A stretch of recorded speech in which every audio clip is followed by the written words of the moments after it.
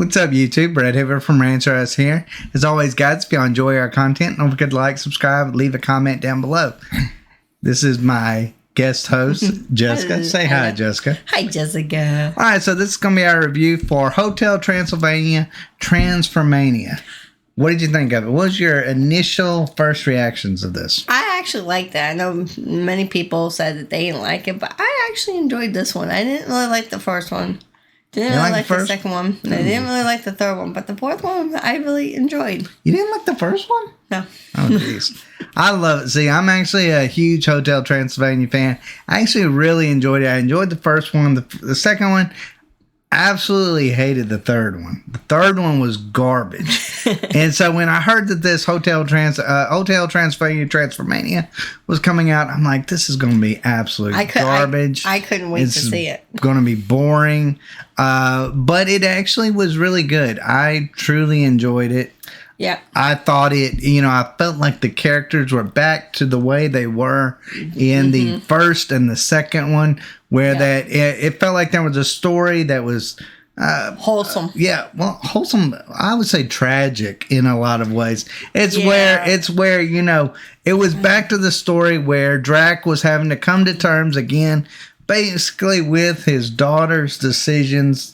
The first one was with Johnny, getting married to her or being with her. One. And Johnny came in the first one. That's what the whole thing was about. Johnny came in on the first one. They got married. The second one, they had the little kid. The second one's where he has his grandson.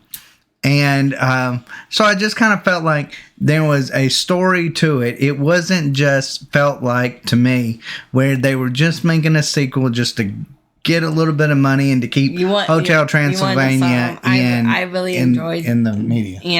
Johnny being an actual monster. I did too, actually, because that fit Johnny perfect. I was like, that was just that he should have been a monster this whole time.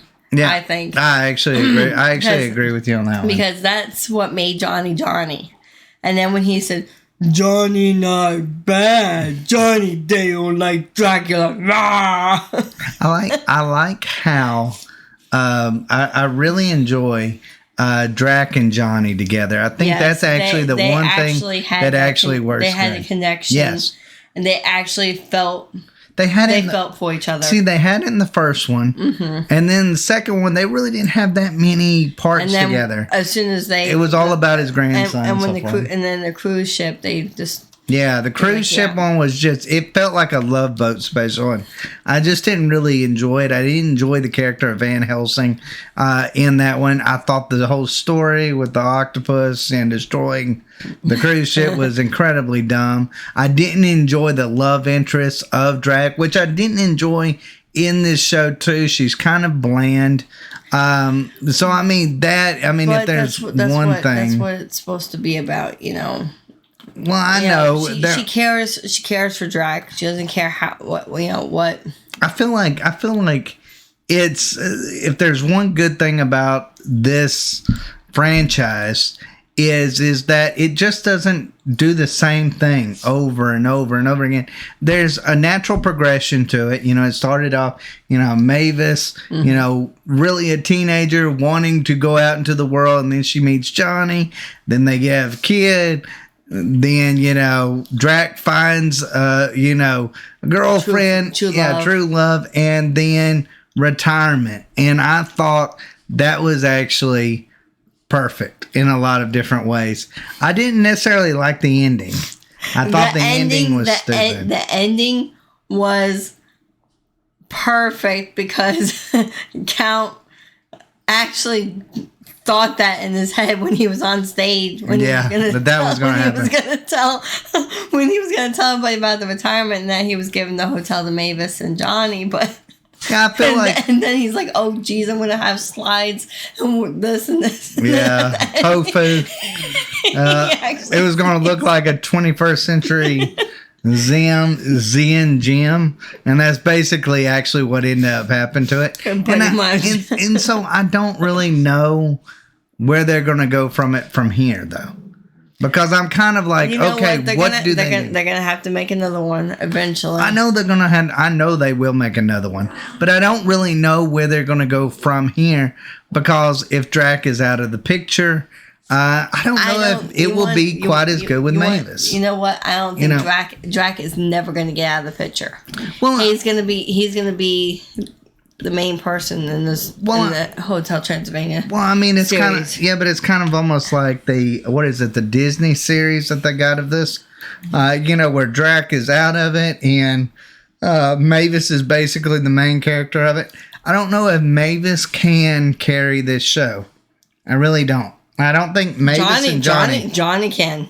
Johnny can. I would totally disagree with you. I think Johnny's great with Drac, but you put Johnny by himself, he would get really annoying really quick. I personally think. I don't think that character. But if he was like a monster, he'd be the perfect. Yeah, perfect for it. Because like I said, when he was a monster, he was like.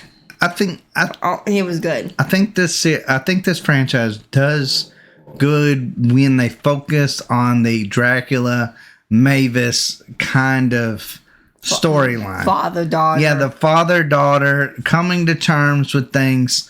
I feel like that's when it is at its best, and I feel like that is what made this show or this particular movie good. Now I know a lot of people, on Rotten Tomatoes, it's got a 45% Rotten score, 53% critic score. So a lot of people didn't like this one. A lot of people didn't like it for various reasons. But see, that's the thing. That's their opinion. Our opinion is we liked it. Yeah, and we watched it with our kids, and they enjoyed it. They didn't know what was going on. I think every time I laughed, I think Jensen laughed, but I don't think he was getting the idea of what he was laughing at. But still, I feel like, but see, that's the thing. I feel like that this is one franchise that you can watch with your kids. And that they can enjoy it just as much as you enjoy it, because it's got enough. It's got enough adult humor that you can kind of enjoy it. And with the Mummy, Frankenstein, you can get it. Okay, like the Invisible. Yeah, that could be. He was naked, was and they all couldn't stand it. Yeah, they're like, you've been naked this whole time. And he's like, what do you think? Hello, duh. I like that they actually put pants on him. They're like, you're wearing pants now. Yeah, they put a pink shirt on him. Yeah. He looks kind of cute. So, he looked like the dude from the Three Stooges. He was bringing the 90s back with the pink shirt and the tube tops. Yeah. But overall, I did think it was an improvement from the last one. Mm-hmm. Now, I think they did move on from Adam Sandler as being Dracula and what is it, Brian Hall, that I think is Dracula now, but I think a lot of the main cast kind of stayed the same. I don't know why that change was necessarily made anyways, but overall, what would you rate this from like a 1 to 10? From a 1 to 10, I would actually rate this like an 8.5. It was good. Some scenes were like, eh. I think it's a 7 for me. It was kind of slow in the beginning, and then it kind of got up to beat. And me and slow movies, I can't stand them. I see, but you're right. I think there was a moment. It wasn't the beginning for me that was slow. It was the middle part that kind of there was a like part when they in were it trying to find when they were trying to find that crystal, and they were just stretching through the forest. Yeah, that kind of got old. And I'm like, yeah, you can do like a few gags here, a few gags there, but I was just like, it felt like, okay, now they're at another gag, and now they're at another gag. And I just kind of felt, it kept going. It felt slow to me, in a lot of ways. But overall, like I said, I would give it a 7 simply because I felt like the middle drug. I like some of the scenes when it come to Johnny and Dracula together. I think they do have a chemistry. Or at least those particular characters have a chemistry when they're together. Especially kind of like an Albert Costello kind of like especially thing. At the end when they actually hugged. Yeah. Which I thought that was so sweet. Yeah, where he finally accepted him into the family. After 4 movies, he finally accepted Johnny. Yes, exactly. Until he doesn't accept Johnny. That's every son-in-law's dream is to become person of the family if their other half doesn't like their family. My son-in-law is going to be waiting a very, very long time in the future. Just telling you. But anyways, guys, let me know what you think in the comments down below. Did you love it? Did you hate it? Do you think that this, I mean, I don't know if it's nostalgia talking, but I feel like this had a lot of I feel like this had a lot of the magic of the first two. Mm-hmm. Something that I felt like the third just did not have. Third felt like a money grab. It really truly third did. Was just an introduce love boat crap, and it was to garbage. Introduce Count's wife. Basically. But the only good thing that they actually did introduce in that one was Van Helsing. I actually did enjoy his character from that movie, but and that's weird how that's her great grandfather or something. Like that's just weird. I enjoyed the blimp scene with her with all the guns taking over the Van Helsing legacy. That was actually kind of cool on that one. But overall, I do enjoy the actress that does play it, Catherine Hahn, that plays Erica Van Helsing. Yes, because she was awesome in WandaVision.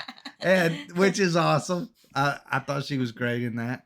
But overall, guys, let me know what y'all think in the comments down below. Please do. And as always, thanks for watching. Y'all take care. Good night. Bye. Bye.